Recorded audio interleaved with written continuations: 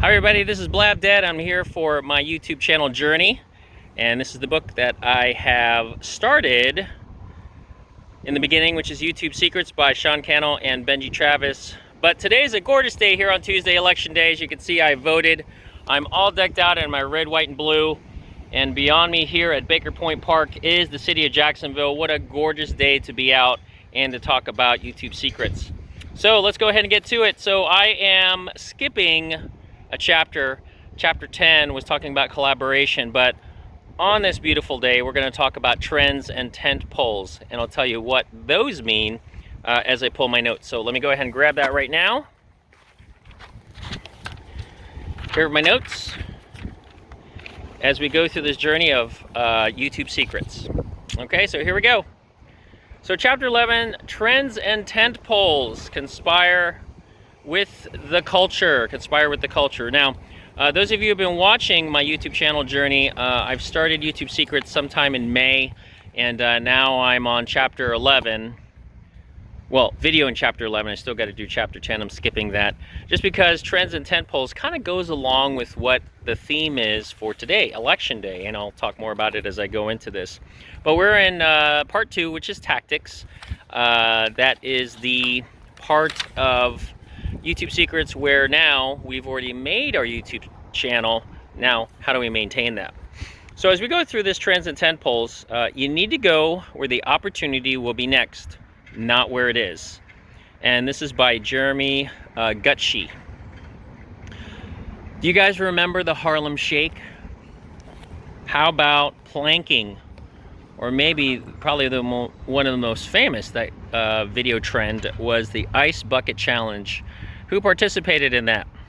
Did you participate? Well, in 2014, that popular trend yielded 11.5 million for the ALS research.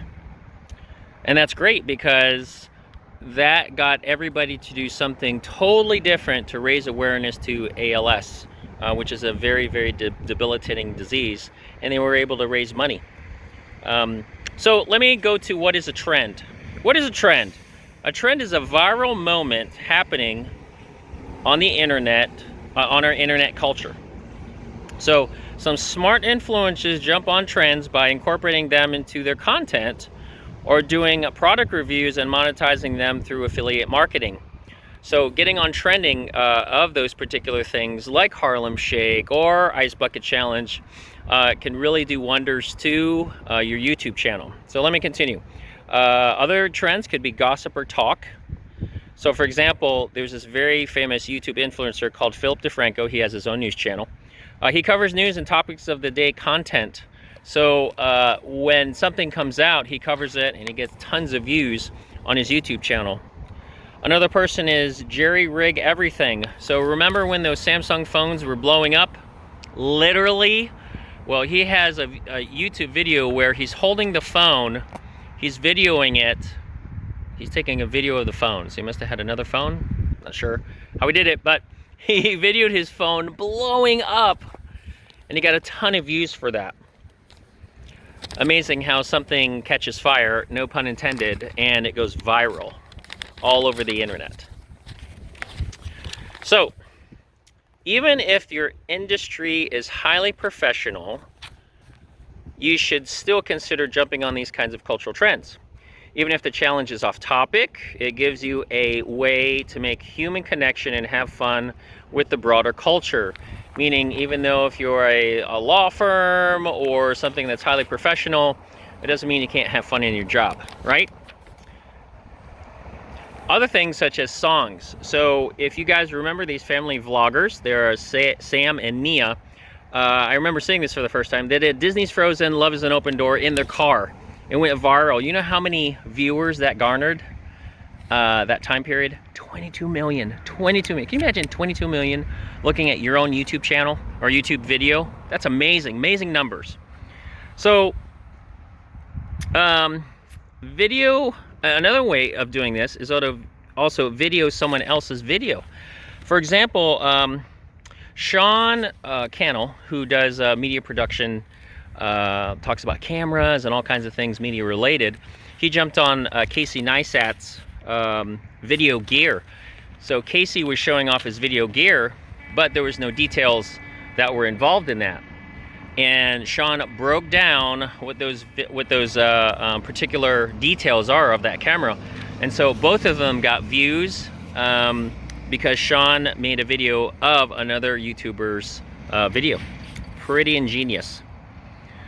So look at what's trending on social media in your niche and incorporate it. Be intentional and strategic about how you weave trends, viral content, and cultural events into your content.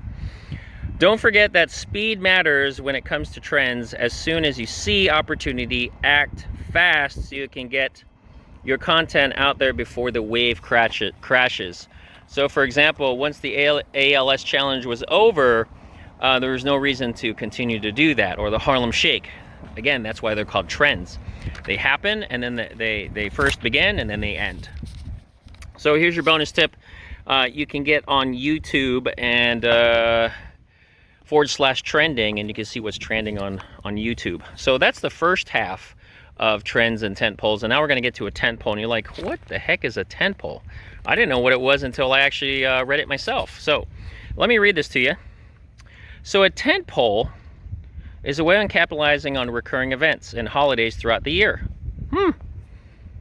Every single one of the holidays provides an opportunity to create and somehow strategically make strategic relevant content on your channel. So for example, Halloween, Thanksgiving, Christmas, those are some tent poles that you can video about. Other things like cultural events, Super Bowl, Academy Awards, elections. Thus, I'm wearing this. Anything that generates interest. So let me go ahead and put down my notes. So as we're talking about trends, like today, these past couple of months, it's all a bit about the election. Today is election day. We're going to see who's going to become president. And so I jumped on board with doing a couple things. So inside my classroom, I did the great cookie debate. So the kids don't know anything about politics, so we made it fun. And we made it exciting. We did the great cookie debate where we voted on, the students voted on whether or not they like chocolate chip cookies or Oreo cookies. I even got the staff involved with that, and they did their ballots through email. But again, it's just jumping on those types of trends, and then like I blab that, I do videos about that. Today, here on Election Day, had to do with Chick-fil-A. And you're wondering, what is Chick-fil-A got to do with Election Day? Well, just recently, yesterday, our local Chick-fil-A just opened their dining room. For months and months and months, because of COVID, their dining room has been shut down, and they've only done drive-thrus, which they're very efficient on. But I still love going inside and just relaxing and being in that atmosphere of Chick-fil-A and getting that wonderful customer service as well as their food. Instead of driving through, picking it up, you're there for a couple of minutes and then you're gone. That's not much of an experience. I love the dining room experience at Chick-fil-A. So I literally did today on Election Day, I did a blab dad about it. I did a blab dad where the sign was right behind me, just like how you see the city of Jacksonville behind me. The United States flag is flying. I'm wearing the colors of red, white, and blue, and I blabbed at the connection of the election. Did you see that? I rhymed that. The connection of the election with Chick-fil-A. Guess what I did for my title? It's Election Day, vote for Chick-fil-A. So hopefully that's going to garner some views on YouTube, and hopefully it picks up in trends and virals. You have no idea whether or not that particular video that you make as a creator will go viral. I hope it does. So I sent it out to my public, to the public version of Facebook. What else did I do? I put it on Chick-fil-A's Facebook page.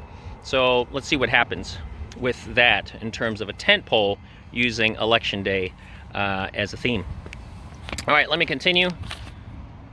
So take advantage of tent poles.